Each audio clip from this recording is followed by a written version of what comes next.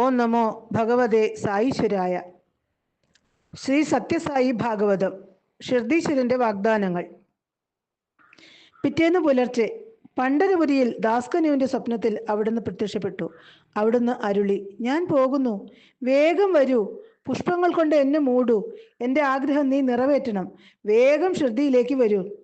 ഇനി ആ രൂപം കാണാനാകില്ല, മധുരമൂറുന്ന പുഞ്ചിരി നുകരാനാവില്ല, ആ തൃപ്പാദങ്ങൾ തലോടാനാകില്ല, തൃപ്പാദം കഴുകിയ തീർത്ഥം സേവിക്കാനാവില്ല. ഇനി സായീശ്വരൻ്റെ കഥകൾ നമുക്ക് കേൾക്കാം, അവിടുത്തെ ഉപദേശങ്ങൾ അനുസരിക്കാം, സായീശ്വരൻ നൽകിയ വാഗ്ദാനങ്ങൾ ഓർമ്മയിൽ സൂക്ഷിക്കാം, അതിനനുസരിച്ച് ജീവിച്ച് ആ ദിവ്യ സാന്നിധ്യം അനുഭവിക്കാം. സായീശ്വരൻ്റെ അനശ്വരമായ അമൃതമൊഴികളിൽ ചിലത് ശ്രദ്ധിക്കൂ, മനസ്സിൽ ഉറപ്പിക്കൂ. ജീവിതസാഗരം താണ്ടാനുള്ള ഉത്തമ ഉപാധിയാണത്. ഏകാഗ്ര മനസ്സോടെ എന്നിൽ ശരണം തേടിയവൻ്റെ സകല ഉത്തരവാദിത്വവും എൻ്റേതാണ്. അവന് ഞാൻ കടക്കാരനാണ്. അവന് ഉന്നതി ഉണ്ടാക്കി ഞാൻ ആ കടം വീട്ടും. എന്നെ അകമഴിഞ്ഞ് സ്നേഹിക്കുന്നവൻ എവിടെ നോക്കിയാലും എന്നെ കാണും. അവന് ഞാനില്ലെങ്കിൽ സമസ്തവും ശൂന്യമാണ്. അവൻ്റെ നാവിൽ എൻ്റെ നാമവും എൻ്റെ കഥകളും മാത്രമേ ഉള്ളൂ. അവന് ഞാൻ മാത്രമേ ഉള്ളൂ. എൻ്റെ ഭക്തൻ എന്നെ ചിന്തിച്ച് അവനും ഞാനും ഒന്നായിത്തീരുന്നു. അവന് കർമ്മവും അകർമ്മവുമില്ല. ഇത്തരം സ്നേഹവും താല്പര്യവും എവിടെയാണോ അവിടെ ഞാൻ എൻ്റെ ഭക്തനെ കാത്തു നിൽക്കും. അതീവ ശ്രദ്ധയോടെ എന്നെ ധ്യാനിക്കുക.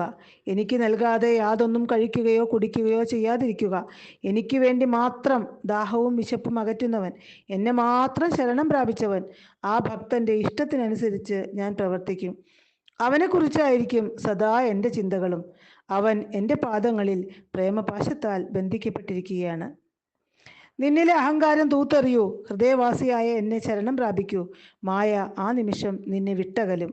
പിന്നെ അറിയേണ്ടതായി യാതൊന്നും നിനക്ക് മുന്നിൽ അവശേഷിക്കില്ല. ഞാൻ എവിടെയാണ് ഉള്ളതെന്ന് ഒട്ടുമേ സംശയം വേണ്ട. ഞാൻ നിന്റെ ഹൃദയത്തിൽ തന്നെയുണ്ട്. ആത്മാർത്ഥമായി തിരഞ്ഞാൽ സുഗമമായി എന്നെ കണ്ടെത്താം. നിങ്ങൾ നിങ്ങളുടെ നാമവും രൂപവും ഉപേക്ഷിക്കുന്നതായി ഭാവന ചെയ്യൂ. പിന്നെ ശേഷിക്കുന്നത് എന്താണ്? ഞാൻ സായി തന്നെയാണ്. ഞാൻ സായി എല്ലാ ജീവജാലങ്ങളിലും കുടികൊള്ളുന്നു. സൃഷ്ടിജാലങ്ങളിൽ സായി അല്ലാതെ യാതൊന്നുമില്ല. ഇങ്ങനെ നിന്റെ ചിന്തകൾ വികസിപ്പിക്കൂ. അപ്പോൾ എന്നെ സർവ്വവ്യാപിയായി മനസ്സിലാക്കാൻ നിനക്ക് കഴിയും. അതോടെ നിന്റെ ഹൃദയം ശുദ്ധീകരിക്കപ്പെടും. അതുകൊണ്ട് കർമ്മങ്ങളിൽ ആസക്തനാകാതിരിക്കുക. എന്നിൽ മനവും മിഴിയും ഉറപ്പിക്കുക. നിനക്ക് ശ്രേയസ് ഉണ്ടാകും. ശരീരത്യാഗത്തിന് ശേഷവും എൻ്റെ ഭക്തനെ രക്ഷിക്കാനായി ഞാൻ ഓടിയെത്തും. എൻ്റെ അസ്ഥികൾ വരെ അവനെ സംരക്ഷിക്കാനായി ഉണ്ടാകും.